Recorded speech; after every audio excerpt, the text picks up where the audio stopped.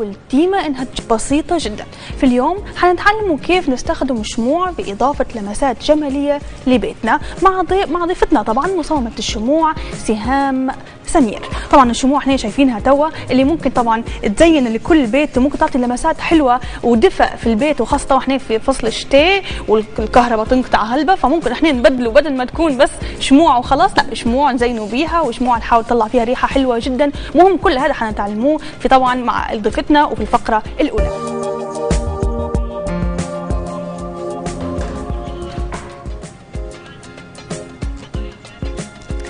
طبعا اهلا بكم مشاهدينا في الفقره الاولى مع الشموع. يعني ريت كانوا يطولوا حتى الظلام شويه على خاطر قديش محلاها الشموع هذه في جو بصراحه يخلي نوع من الدفء والرومانسيه دائما في كل بيت، خاصه المراه اللي حابه تغير من ديكور البيت بحاجات بسيطه جدا، لمسات ممكن تكون شاطره فيها وتخليها بصراحه فيها نوع من التغيير. يعني طبعا حنعرف هذا كله وكيف الشموع وتصميمات الشموع مع المصممه الشموع سهام سمير. اهلا بك سهام. اهلا بك. شو الاخبار؟ تمام الحمد لله. بصراحه عجبني التصميمات هذا، وعجبني انه هو نكون هيك ظلام وفيها الشموع هذه موجوده وتعطي ريحه حلوه وتعطي احساس جميل جدا. نرجع لاول حاجه يعني من البدايه، شنو خلاك تخشي في موضوع انها تصممي الشموع؟ البدايه اللي انا كنت بحب ان انا اعمل حاجات كتير في الاكسسوارز وكده، فلحد ما وصلت للشموع فلقيت نفسي اللي انا ابدعت فيها. هذه اكثر حاجه يعني. شنو هو اللي خلاك ان انت متمسكه بالموضوع هذا؟ هو قريب كتير جدا للمهنه بتاعت بابايا. ولقيت ان هو متاح من قدامي اللي انا اجيبه على طول، فعرفت ان انا اندمج فيه اكتر من اي حاجه تانية. وهل لقيتي في صعوبه في الاول مثلا فيها؟ كتير صعوبه كتير جدا، حتى في الاسطمبات اللي انا بعملها الشغل اللي انا بعمله ما بتعرفش توصلي فيه الا بروفيشنال، الا لازم تنفذي حاجات كتير فيه في الموضوع ده. هل ممكن تنصحي انت اي مثلا ست بيت ان هي تحب تصمم شموع، ولا تحسي ان هو صعب شويه؟ لا يعني؟ مش صعب جدا خالص. هو اصلا شمع خام بيتجاب من عند اي عطار، وبس في نوعين منه. نوع الاموك والنوع البرافين. بس انا بحب ان انا استخدم البرافين عشان بيستحمل درجه الحراره اكتر. ممكن اي ست بيت تعمله في البيت حمام بخار عادي، واي حاجه في البيت متاحه عندك ممكن تعمليها، بس اهم حاجه تكون ناعمه. تمام. هل انت طبعا انت شايفه ان ممكن الشموع تضيف نوع من التغيير مثلا في البيت، لمساتك بسيطه فيها؟ اكيد اكيد ممكن اي حاجه ان احنا تضيف لمسه في البيت، بالذات الشموع جو رومانسي، وكتير قوي من الستات بتحب اللي هو التغيير. طبعا التغيير يعني. بالطريقه دي. طبعا احنا نعرف انه ممكن ما دام احنا قاعد نتكلموا على التغيير، فخلينا احنا نتكلموا على موضوع انه في ممكن يكون لمسات حتى ثانيه، بس مش نكمل موضوع الشموع. انه الشموع انه هو كيف يضيف ممكن لمسات. ديما احنا تعودنا ان احنا الشموع دائما يكون في مناسبات، احنا متفقين على الموضوع هذا، يا اما افراح يا اما مسحات دينيه يا اما كذا، ومن غير طبعا تنقطع الكهرباء يعني من الكهرباء بس ديما تعودنا عليها في المناسبات. كيف نخليها ان هي تكون في حياتنا اليوميه او يكون حاجات لها ديكور موجود في البيت؟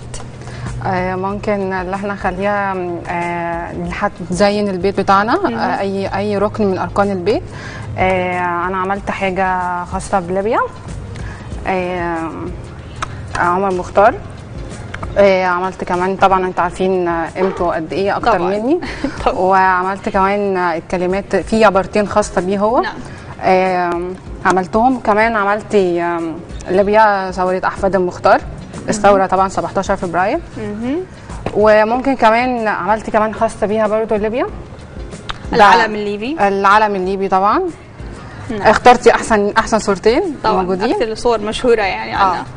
وكمان عملت حاجة تانية كلام حواء وهديتي البرنامج. حلوة شكرا، تسلمي يا رب. دي أنا عملتها من قلم الريف، قلم معين بيتجاب من فنون جميلة. نعم. ورسمت بيه كتبت بيها القلم، وبعد كده حطيت عليه جليتر عشان تدي لمسة من الجمال. طبعا. ممكن دي بقى في مناسبة مثلا زي 17 فبراير ممكن نهدوها لحد برضو في اي مناسبة كشموع مثلا وفيها رسمة معينة خاصة بليبيا. نسأل حاجة مثلا موضوع بتاع العلم هذا مثلا كيف حاولتي انك تلصقيه مثلا؟ ممكن تحكي لنا بس طريقة تكون سهلة يعني؟ ديت بقى عشان سر من اسرار المهنة. طيب خلاص مش هنحكوا عليها. لا بس هقول خلاص. انا ديت انا بجيب الصورة من على الجوجل، وبعد كده بحطها على وورد، وبشوف المقاس اللي انا محتاجاه، وبطبع على طباعة ليزر على ورق ستيكر شفاف يا جماعة. شفاف عشان مش حد يضحك عليكم. بقى تمام. ستيكر شفاف. دي الطباعه الخاصه بالحاجه زي دي، وسهل انت بعدين تلصقيها يعني. بس اهم حاجه واحنا بنلزقوها ان هي تكون ما تاخدش هواء علشان تعيش معاكي. صح. وممكن كمان هي تقعد فتره معاكي، هي الشمعه دي شمعه مفرغه، اوكي. ممكن عشان تعيش معاكي ان انت ممكن تشيلي دي كمان وتحطي حاجه ثانيه. يعني ممكن تغيري كل ممكن اغيرها، اي ست بيت ممكن تغير حاجه زي دي. واي لاف بني غازي ديت عملتها بالوان خاصه، ودي نسل خاصه هناك في بني غازي مخصوص. طبعا حلو ان هو مره عاملين طبعا اي لاف بنغازي وفي اي لاف ترابلس واي لاف، يعني عندنا مدن كثيره يعني. كتير. تمام. في حاجه ثانيه بقى خاصه بالويدنج انفيتيشن، حاجه الافراح. التيبل ممكن انا اقدمها اهي يا جماعه، اهي اكسسوارز عادي موجود في اي مكان، وحطيت طن. انا الشمع بتاعي بحب ان انا اكون مختلف عن اي حد، بخليه متفرغ من تحت ومتفرغ من فوق. وشنو السبب يعني؟ علشان يكون سهل ان انا احط التي كاندل الصغيره في اي مكان ممكن تحطيه بس فوقهم يعني. في اي مكان. لو انا خليتها مقفوله من تحت بتبقى صعبه جدا ان انا اخد التي كاندل واحطها لحد الاخر، لان في اسطوانات كبيره اكبر من دي. بس فانا بحب ان انا اكون مختلفه عن اي حد. تمام. يعني توني شفت ممكن الاشكال اللي ممكن تحاولي تديريها في المناسبات وكذا. مثلا في الورد هذا يعني كيف حاولتي تخلي الورد يسيح مع الشمعه حتى هو يعني؟ لا مش هيسيح على فكره. هي كيف طريقه حلوه والله شكلها يعني. دي جميله جدا، هي بتتقاد. ده ورد عادي طبيعي. هو فيها ريحه؟ بتكون يعني بحط الريحه اللي اي حد طالبها. ممكن كمان ما احطش الريحه ذات نفسها، على حسب بقى الطلب. بس ديت معموله اللي انا جبت ورق ورد عادي طبيعي، ورحت وانا بعمل الشمعه في الاسطمبه بتاعتها لزقت الورد في الجنب بتاعها جنب الاسطمبه، وطلعت معانا بالشكل ده. ومنها احجام بقى، بس جميله جدا. ده المقاس الصغير مع تكون الريحه حتى وكده تبقى حلوه يعني اكتر. يعني. دي بتبقى حلوه جدا لما تتحط في الركن من الاركان الليفينج مثلا. في المطبخ كمان ممكن تكون برضو شكلها حلو. تمام. وفي طبعا هذا المعروف دايما الشكل الاسلامي. هاي الطريقه هذه حتى هي من الحاجات الحلوه جدا، يعني تعجبني بصراحه. هي اللي ممكن نحاول احنا نضيفوها طبعا هذا في البيت، تبقى فيها ديكور اصلا موجود. وممكن يعني كمان الشمعه تتغير، ممكن اصلا خلاص ان انا اشيل الشمعه دي واحط تي كاندل الصغيره بس. بتدي منظر، تعطي الحلو، بتدي منظر ان اضاءه من تعكس على الحيط او حاجه. بتعكس على الارض كمان لو محطوطه على الترابيزه التيبل. ديت دي نحاس. عملت الحفر النحاس عليها وشمعه مفرغه جواها. حلو. كيف تحاولي تصممي او من وين تجيبي تصميماتك في الشموع دايما؟ بصي، اللي انا بجيب كل الخامات، بنزل مثلا اجيب كل الخامات اللي انا محتاجاها، لقيت حاجه جديده بجيبها، وبعد كده اعمل الشمعيه مثلا واخد بعضي اجيب كل حاجه قدامي والفكره تطلع بروحها يعني. تطلع كده، لكن مفيش حاجه معينه تكوني بنديرها بالطريقه هذه يعني. الحاجه بقى المعينه انا جبتها اللي انا عملت الخماسيه. عملت الاسطمبه مخصوص خماسيه، دي انا عملتها مخصوص عليها. تمام. دي الفكره اللي جت لي على طول رحت عملتها. هل في موضه معينه ثانيه بتطلع مثلا على الشموع؟ كل مره تطلع حاجه جديده مثلا؟ لا، هي الفكره ان معاكي الخامه ذات نفسها وانت بقى اللي تصنعي الموضه بتاعك يعني. تصنعيها، تدخلي بقى الخامات الموجوده متاحه عندك في السوق. تمام. انت قلتي لي ان هو سهل جدا، وممكن اي ست بيت تقدر تصنع اي حاجه للبيت بتاعها وتغير شويه من الديكور. اعطيني مثلا كيف ممكن طريقه نقدر يتعلموا فيها وتعلموا فيها مشاهدينا يعني ان هو يقدروا يديروها في البيت. اوكي. بصي، ممكن اي ست بيت عاديه تعمل جو رومانسي. كاس عادي موجود وورد طبيعي. والله ورده ريحتها حلوه. جميل. ورد طبيعي عادي بيتجاب، ومثلا احط وردتين. الطاسه هذه طبعا موجوده في اي بيت يعني. كيس هنقول فيها طاسه. حطيت مثلا وردتين وميه. اوكي. تمام. لا، هزود كمان شويه ميه. ممتاز. والتي كاندل الصغيره اللي موجوده على طول، موجوده حتى في كل مكان، في اي مكان موجود فيه.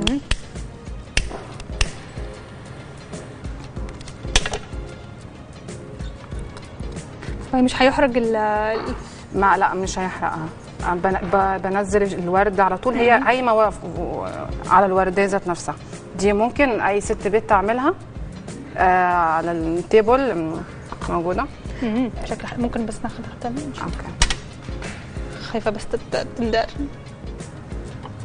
ممكن اي اكسسوارز بقى موجود في البيت عندك، موجود عقد قديم عندك ممكن تفكيه وتحطيه في الميه تحت، بتدي بتدي طبعا بقى احنا ناسيين. طب بس حلو يعني. تمام.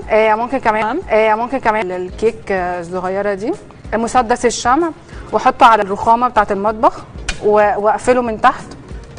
وبعد كده اي شمعه عندك قديمه ممكن تجيبيها وتكسريها وبعد ما تسيحيها على النار زي احنا ما قلنا حمام البخار، ممكن تجيبها وتحطها وفي الاخر هتطلع فيها رسم. هتطلع معاكي القلب ده. ممكن تقدميه الهديه لصاحبتك مثلا في مناسبه من المناسبات. برضو في حاجه ثانيه، فرانية ديكوباج. ديكوباج وهو فرانية ديكوباج. ممكن اي كاس عادي موجود في البيت. بجيب الخيط، بس خيط حجمه يعني تخين شويه، وباخد بعضي الف بالخيط حوالين بس اهم حاجه ان انا الف واحده ورا واحده. هي بتاخد وقت كتير ومتعب جدا بصراحه، كبير جدا يعني. واحده ورا واحده لحد ما بس. وانا بلف في حاجه اسمها الغيره الابيض الشفاف، وهو عباره عن غيره. المفروض دوت الغيره الخشب، بحط عليه معلقه ميه وعلى معلقه غيره دي وادوبهم في بعض. ليه بقى انا بعمل كده؟ علشان الخيط ذات نفسه يلزق جنب بعض. ما يكونش صعب عليكي ان انت تديريها يعني. بقت جنب بعض. اهم حاجه جنب بعض، عشان الخبره بتيجي من لو خدت مثلا فاضي مثلا دي مشكله طبعا، بتبقى مشكله. حاجه زي دي انت ممكن تعمليها على اي ازازه. انا عملت نصها عشان اعرفكم بيوصل في الاخر الشكل بتاعها النهائي بيكون عامل ازاي. والتي كاندل الصغيره اللي احنا اتفقنا عليها ان هي ممكن تتحط جوه وتبقى تدي بالمنظر ده، تعطي اللون حتى هو حلو. ممكن اي ست بيت تعملها في البيت عادي طبعا، سهله يعني. تسلي نفسها. لا حلو بصراحه يعني. ممكن كمان بص، دي شمعه عاديه بتتجاب من اي مكان. بالظبط. انا مثلا عايزه عندي مناسبه عيد ميلاد واحده صاحبتي فبجيبها. وطبعا التاتو في اي مكان. بتاع الحنه يسموا فيها، يقولوا فيها. ايوه عندكم حنه. ايوه احنا عندنا التاتو. اوكي. انا قصتي عشان اوريكم الشكل النهائي. بعد كده تاخدي الميه منديل على خاطر يلصق يعني. والله يعني خامات بسيطه ممكن تصنعي فيها يعني الشمع موجود. مثلا جيبي اي رسمه تبيها انت من تاع الحنه. ده سهله الامور بعدين يعني. اسيبه بقى لحد ما بالظبط دقيقتين ممكن يثبت معايا. شكلها هي كده يا جماعه. حلو. ممكن بقى اي اكسسوارز موجود في البيت اللي انا احطها عليها، الزقها بمسدس الشمع مثلا، هتطلع معانا الشكل ده. الله حلوه. هتطلع معانا الشكل. خليها شويه، خلي بس يقدروا يصوروها يعني. هتطلع معانا الشكل ده. ده حنه عاديه مع الاستيكر اللي احنا جبناه هنا. واي اكسسوارز من البيت. الاستراس ده اسمه استراس يا جماعه. رصيت عليه واحده واحده، هيطلع معانا الشكل ده. ممكن اي بنت ممكن تقدمها لصاحبتها في اي مناسبه. عيد ميلاد مثلا، عرس، ممكن تحاولي تديري انت مثلا الصفه مثلا فيها شموع او اي شيء، اكيد حيفرق يعني معاها اكيد. بقى احنا نتكلم توا على الشموع وكيف ممكن يزود في الديكور او يعطي لمسه يعني. هل تنصحي ان مثلا الشموع واحد يديرها في الديكور او الاساس يكون مودرن ولا يكون كلاسيك اكثر؟ لا بصي، هو حسب المود ذات نفسه. الواحد في بيته بيحب ان هو يكون كلاسيك، اوكي بيحب. بس هو الشمع عامه بيخش في اي شيء يعني. ما عنديش مشكله فيه يعني. طب حلو. بقى هذه التصميمات اللي ممكن اي ست بيت تديرها. انا حابه اتكلم بقى عن حاجه ثانيه. يا ريت. فريده ونورهان. مين فريده ومين نورهان؟ تمام. فريده ونوران اسامي خاصه عندي مهمين جدا. يعني اي حد بيحط اي اسامي خاصه ليه ممكن يحطها في الشموع. يعني الاسامي ممكن كمان الصور الشخصيه كمان عليها. فريده ونوران دي قلم الريف زي احنا ما اتفقنا. بكتب اي اسم وممكن اقدمها، حتى ممكن تنفع كمان على دي. بالظبط، ممكن تنفع على دي. وممكن الفراغات دي ممكن تضيفي عليهم حاجه يعني، صح؟ بس دي بقى انا حبيت ان انا يكون الاسامي لوحدها، عشان لما تيجي بتنور بتدي الاسم اللون نفسه. الاسم ذات نفسه بيكون مضيء اكتر. صح، مختلف. ممكن زي انت ما قلتي برضو ان انا ممكن اضيف اي حاجه، ممكن برضو اي ست بيت برضو تاخدها مني وتضيف عليها لمسات جمالها بقى. طبعا اكيد ده هيكون يفرق اكيد. مثلا اسامي بنتها مثلا، بناتها، اولادها مثلا. وكمان الشمع مش لون واحد، انا بجيبه بلوك بيكون بالوان مختلفه. لا انا بجيب بلوك عادي لونه الاوف وايت مثلا او الابيض ده. احنا قلنا زي ما اتفقنا ان احنا عندنا نوعين من انواع الشمع، بس بجيب الالوان بجيب من عند العطار، هم 5 الوان بس. وهما بنعرف شنو هم الالوان الخمسه الازرق، الاحمر، الاصفر، الاورانج. وممكن تديري تجانس مع الالوان. الالوان بقى اللي انا بضيف الالوان الاساسيه مثلا، او بوصل في الاخر اللون اللي انا محتاجاه. تمام. اي لون، بس هم 5 بس. في ناس بحثوا هنا مثلا القلوب ممكن كان نقدر نجيبوهم. اوكي. الاحمر والاخضر. وشمعة الكريسماس كمان. واللون طبعا هذا الازرق، حتى هو هذا اكيد انت قدرتي عليه اللون من العطار يعني. تمام. دي اسطمبه صور معايا. كيف درتيها يعني؟ هذه دي بالسيليكون. انا الشكل ده مثلا، تمام، الشكل ده انا جبته برواز عادي، وجبت سيليكون رابر، وعملت الاسطمبه الخاصه بيه. ممكن بقى احط الاسامي، احط الصور صغيره. ممكن اكتب كمان ويدنج انفيتيشن، ان انا ادعو في حفل عيد زواج مثلا او عيد ميلاد، كل سنه وانت طيبه، من خلال ممكن حاجه زي دي. حلو جدا. ودي كمان معموله من السيليكون الرابر. دي اسطمبه عاديه وبجيبها من السيليكون الرابر عشان تطلع معايا الشكل ده. زي برضو ما بشتري الاسطمبات بتاعت الشمع المفرغ، برضو دي ليها اسطمبات برضو يعني، وتحاوي تصنعي بيها وتحطي بها الالوان مثلا او الزينه بتاعتها. الالوان بقى اللي انا حباها بس عشان شجره الكريسماس، اللون طبعا الاخضر. نعم. وحطيت عليه جليتر عشان يدي لما بتيجي الشمعه تنور تدي اضاءه كتير. حلو، ممتاز. وكمان عشان نتكلموا برضو، دي يا جماعه نفس اللي احنا اتكلمنا عليها دلوقتي. نفس الطريقه هذه. اللون اللي بقول لك، الالوان اللي انا ممكن اضيف اللون اللي انا بحبه، ممكن اضيفه على الشمع. طيب نسالك سؤال، كم يستغرق وقت على خاطر تصنعي شمعه واحده فيها شكل معين وفيها تفاصيل معينه؟ بصي، هي بتختلف لشمعه عاديه ولا شمعه مفرغه. بس خلينا نقول شمعه مفرغه. المفرغه انا بحطها ربع ساعه على النار تقريبا بتقعد ربع ساعه عشان اسيح الشمع، وبعد كده بفضيها على الاسطمبه. ممكن تقعد معايا، بتقعد معايا 2 3 ساعات. وصلت لحاجه زي دي. في ناس بتقعد اكتر من كده، بس انا قعدت معايا ساعتين، ممكن 2 3 ساعات اللي انا تخليني. ممكن كمان اعمل 5 6 في البيت من اسطمبه واحده، من اوكي، من شكل واحد. بس هل اما لو شمع عادي بقى لا، بيقعد كتير. انا تعرف انا توقعت يعني العكس.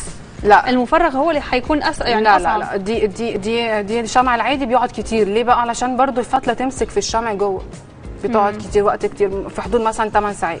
8 ساعات. 8 ساعات.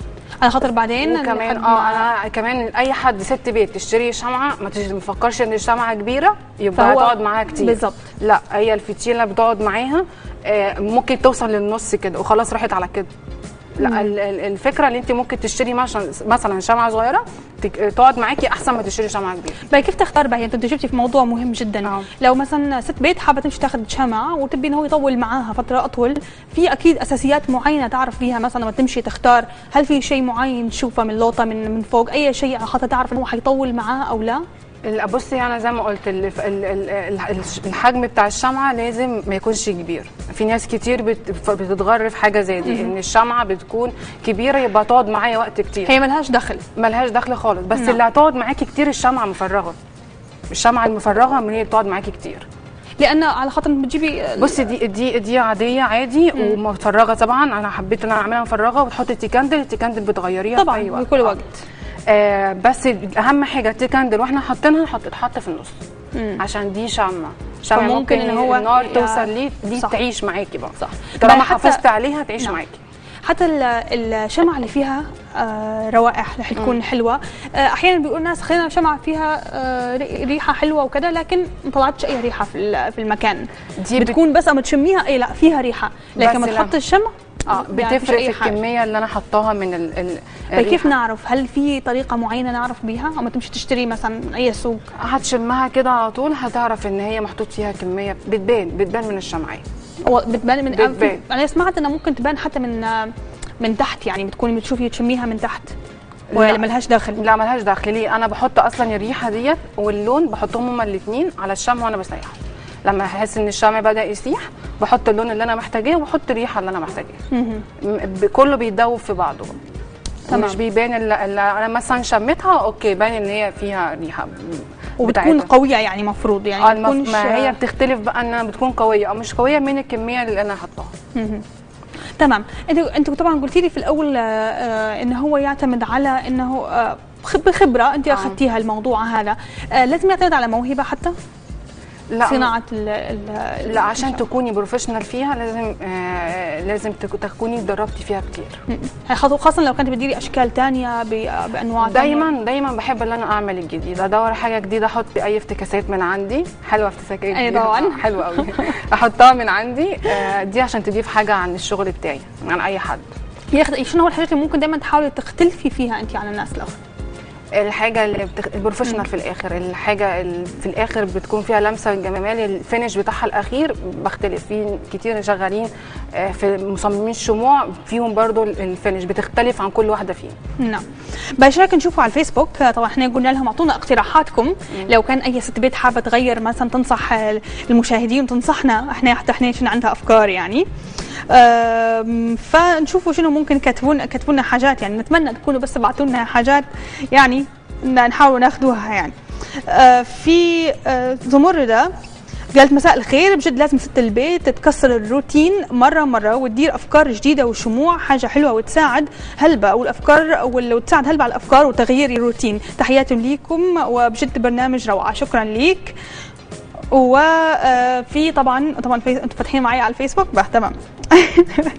وطبعا الاسد قال السلام عليكم، تحياتي لك ملاك، ولي طبعا الاميره سهام، وشكرا على الافكار الجميله اللي انت جبتيها لنا يعني. وطبعا شكرا على كل التعليقات، بس ما تعطونيش افكار، يعني قاعد تشكروا على الفقره لكن ما فيش افكار يعني افكار. الناس يعني بصراحه عجبهم الحاجات اللي درتيها يعني بجدياتي اسيان، وكلهم بصراحه يعجبهم الموضوع هذا، وقاعد نشكروا على الفقره هذه. ولازم هذه فرصه ان احنا نخلوا كل ست بيت تتفرج علينا ان هي تعطيها تغير الروتين بتاعها. لو هي مثلا حست بملل، في حاجه غلط مثلا، حاسه ان هو ما فيش حاجه تديريها، لا زي ما قالت سهام انه ممكن تغيروا حاجات جديده، ممكن تضيفوا حاجات جديده في الحوش وبطرق سهله يعني. وبصراحه اسهلهم الكوبايه هذه اللي درتيها يعني، ما اعتقدش تحتاج اي وقت ولا اي حاجه يعني، بس هي وردتين تجيبيها، واعتقد الورد سهل يعني ويكون حلو يعني. نصيحه اخيره للنساء. النصيحه للنساء اللي هم كل واحده تشوف الموهبه بتاعتها موجوده فين وتسلي وقتها، عشان هتلاقيها مطلعه موهبه حلوه ليها. انت هتكلمي على الموهبه حتى ان ممكن تكون، بصي اي ست فينا لازم تكون عندها موهبه، فلازم تطلعها ان هي تحاول تشوف ايه اللي ممكن تبدع فيه اكتر.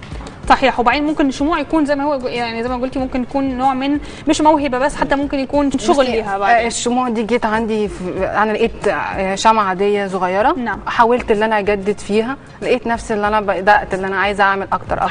ممتاز. هذا بصراحه يعني نصيحه جدا حلوه، وربي يوفقك باذن الله، ودائما في اختراعات ومن تقدم لتقدم باذن الله. شكرا لك سهام مصممه الشموع على وجودك معنا. مشاهدينا ان شاء الله تكونوا بس، او مشاهدات خاصه النساء يعني، تكونوا استفدتوا من الفقره هذه واستمتعتوا بيها، لان بجديات يحاول انه هو يفكر الواحد انه هو يدير حاجه جديده يعني في حياته. وبالفعل زي ما قالت سهام، ممكن تكون هذه موهبتك يعني، اخترعي، شوف شنو عندك من موهبه وحاولي تطلعيها، ممكن تكون الشموع وممكن تكون غيرها. فان شاء الله تكونوا استمتعتوا بفقرتنا هذه. لكن الفقره الثانيه ومع الشيف ولكل الناس مستنيين الاكلات الحلوه، اكيد حنطلعوا فاصل ان شاء الله.